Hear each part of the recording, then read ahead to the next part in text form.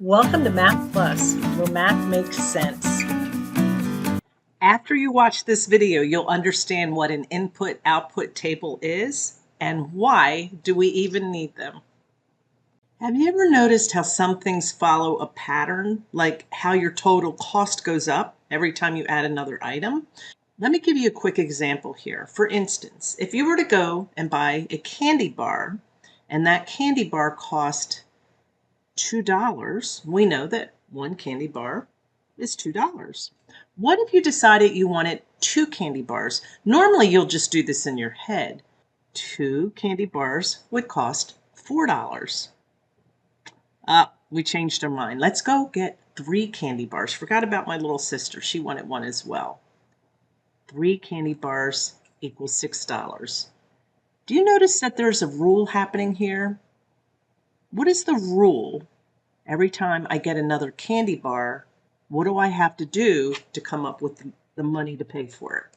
Since one candy bar costs $2, we could say that we're multiplying 1 times 2. 1 candy bar times 2 equals 2, right?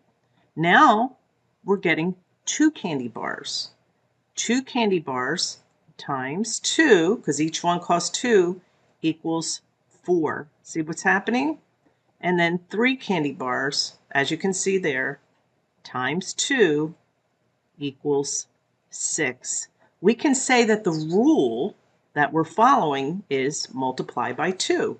And this is where we have input-output tables. And I want to give you an example using the candy bars. If I put in 1 candy bar, and I've already decided my rule is times 2, my output is 2. 2 candy bars, use the rule, times 2. We've determined that that's the rule we're using, right? Sometimes the rule's given to you and sometimes you have to figure it out. My input, 3 candy bars. My rule, times 2. And my output is 6. Now we've already shown that in the previous slide. What if we want to add 4 candy bars? We already know the rule. It doesn't change. It stays the same. What is our output? I'm going to go ahead and put 5 and 6 and put the rule. And I want you to pause the video for just a minute and figure out the output for these last 3. Then turn it back on, see if you're right. Well, I know the rule. 4 times 2, that would be 8.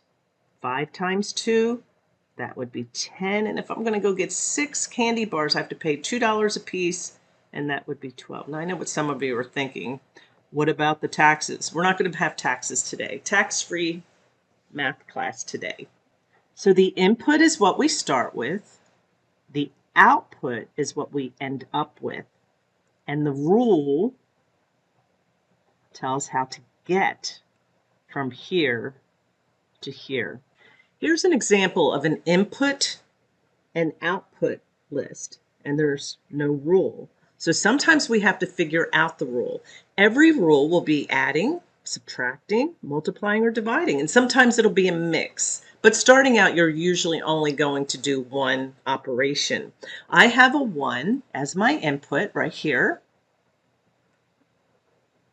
and my output is 3. When you're trying to figure out the rule, you may have to try different things. But I know that 1 plus 2 is 3, right? That's correct. So I'm going to try that rule.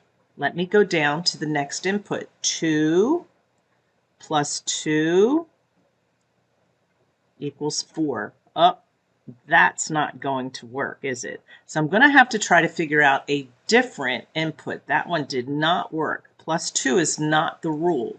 So let's try something else. What can I do to my 1 to get to 3? I can't add. I can't subtract because the number's bigger. Can't divide because division makes it smaller. So the only thing I have left is multiplication, right? I can add or multiply to get a bigger number. So 1 times 3 works, right? That works. Let's try the next one. 2 times 3. We have to use the same rule. It does equal 6. That works. Now let's see if it works here. 3 times 3. Yes, I just figured out my rule is multiply by 3, and that's my rule. Now I want you to look at this table. I have my input, and I have my rule, but I don't have my output. So what do I need to figure that out? Pause the video, figure it out, and then come back and see if you're right. I'm going to go ahead and put my rule here because that helps me remember. That way I won't make a mistake. So my rule is right here, plus 5, and I need to figure out my output. Sometimes you just fill in a table and there's not a story with it, and sometimes you have a story or a word problem. 2 plus 5, my output is 7. 4 plus 5, my output is 9. And 6 plus 5, my output is 11. Did you get that right? I bet you did. All right, let's move on. Sometimes you might see a table that looks like this, where the rule is already given to you and all of the input is given to you. So all of these are the input, but on this table, we have two different rules. We can add 1 here, and we add 3 here. So tables can have more than one input. You have to pay attention and figure out what's going on. So the first one's already done. 52 plus 1, or 51 plus 1 is 52. 51 add 3 is 54. You can go across and figure it out or just do one column at a time. I personally like to do one column at a time because then I keep that rule in my mind. Add 1, 52 plus 1, 53. So this way it's easier not to make a mistake. 53 plus 1, 54 plus 1, 55 plus 1, and 56 plus 1. And I'm getting my numbers from over here on the left where it's my input. This is my input right here. This is my rule. Now I have another rule over here. My output is what I'm writing in. Now I need to add 3. 51 plus 3 is 54. 52 plus 3 is 55. You might need to say it out loud so you don't get confused. 53 plus 3 is 56. 54, see, over here, this is my input, plus 3, my rule's up here, and that is 57.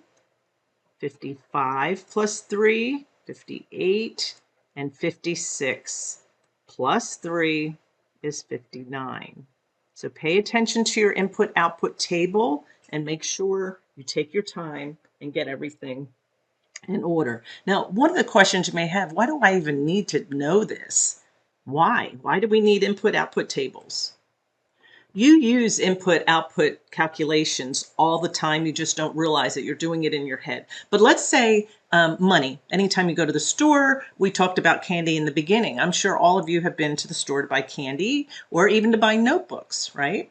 And if you want to go buy a notebook and each one costs $2, how much would you pay for 10 notebooks? Now, right away, some of you are thinking, oh, that's easy. 2 times 10, 20. But an input-output table allows us to change how many we buy. That's where the input-output comes in. If I changed it from 10, let's say, to 5, that means my input is now 5, my rule is 2, and my output is 10. Go back to the first question. What if I want 10 notebooks? My input is 10 notebooks, my rule is multiply by 2, and my output is 20. We're using input-output when we're multiplying, when we're buying things, when we're spending money. You can use input-output tables when you're baking or when you're cooking. And here's an example that we have. If we have every batch of our cookies needs 4 eggs, how many eggs for 6 batches? Now, some of you will just come up with a multiplication problem, and that's true. You can do that. But if we're using an input-output table, we can change the quantities and come up with different outputs, right? Now, one thing I want you to remember, you might have been tempted maybe to put times 4 at the beginning for the eggs. You got to remember the rule is the same for everything, okay? So the rule here is every batch I'm going to use 4 eggs. So I multiply my batch. My input is my batch. I multiply 4 for the eggs, and my output is 4 on this one, right? Because I only did one batch. Now the question is, how many eggs for 6 batches? So we go down here to our input is 6. Our rule is times 4, and our output is 24. And that's how tables work. When you're using tables, you're actually learning how things change. And that's what algebra is all about. So in a weird way, you're getting prepared to do algebra. And I know some of you don't even know what that is, but that's what algebra does. It changes, and you can come up with patterns and come up with different inputs and outputs. It isn't just a table. It's a way to find patterns. You can make predictions, and you can solve problems faster. And again, whether you realize it or not, you're using this all of the time.